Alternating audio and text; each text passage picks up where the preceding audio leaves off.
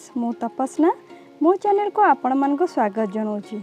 आमे आज करवा होटेल तैयारी कोबी तरकारी आपण मानक बहुत पसंद आसीबा ये रेसिपी।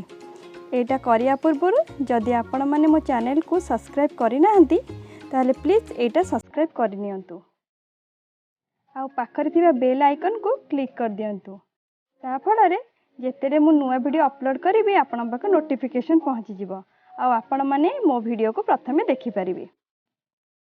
चलंतु देखिबा ए तरकारी पई हमको कोन कोन सामग्री दरकार। हाफ केजी फुलकोबी नबा सेटा को बड़ बड़ साइज रे काटी दबा। मु एठी फुलकोबी को विनेगर पानी रे धोई देइछि। दुईटी आलू नबा ताको भी बड़ बड़ साइज रे काटी दबा। अदा रसुण पेस्ट आमे 3 चम्मच नबा। टमाटो 2टा को प्यूरी कर दबा। तमान चलतो प्रस्तुत करिबा। कड़ाई रे तेल नबा। तेल गरम हो जाइछि सेथिरे आमे आलू गुडी को प्रथमे छाणी दबा। गोल्डन ब्राउन हैला पर्यंत भाजी दबा।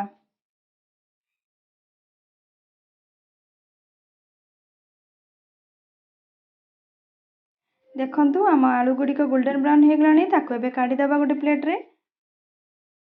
सेही जो तेल अछि सेहिथिरे आमे पुनी फुलकोबी को पकई गोल्डन ब्राउन कर दबा।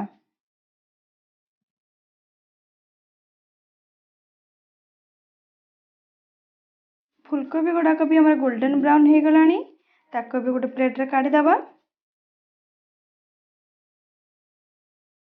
कड़ाई रे आमे 2 चम्मच तेल नबा सेहिथिरे जीरा पकई दबा। जीरा को हमें फुटिया को दबा। जीरा हमर फुटी गलानी सेथिरे आमे तेजपत्र दालचीनी जायपत्र अलैच गुजराती पकई दबा। भल भावे घांटी देई भावे वर्तमान एबे जो पियाज रसुण अदा पेस्ट करथिले ताकू आमे 2 चम्मच पकेबा।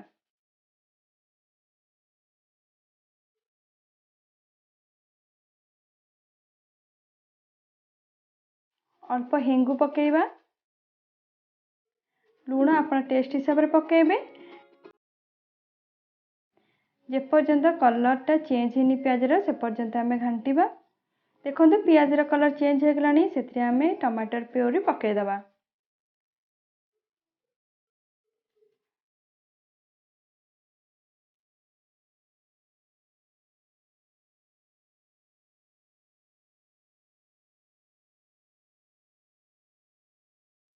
एबे आमे लंका गुंड पकेबा।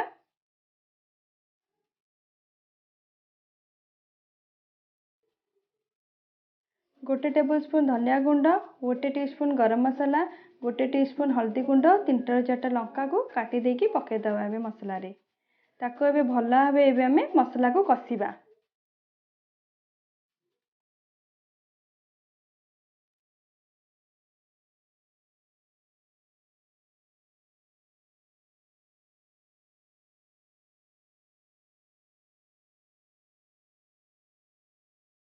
दरकार हेले मसला रे अल्प अल्प पानी पकई कसीबा।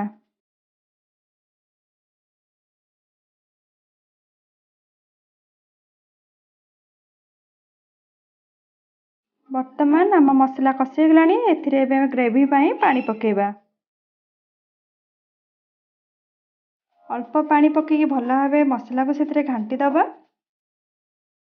तापरे सेथिरे आमे भजा हेतिबा कोबी पकेबा। भल भाबे गोळेई दबा। पुनी भजा हेतिबा आलू पकेबा।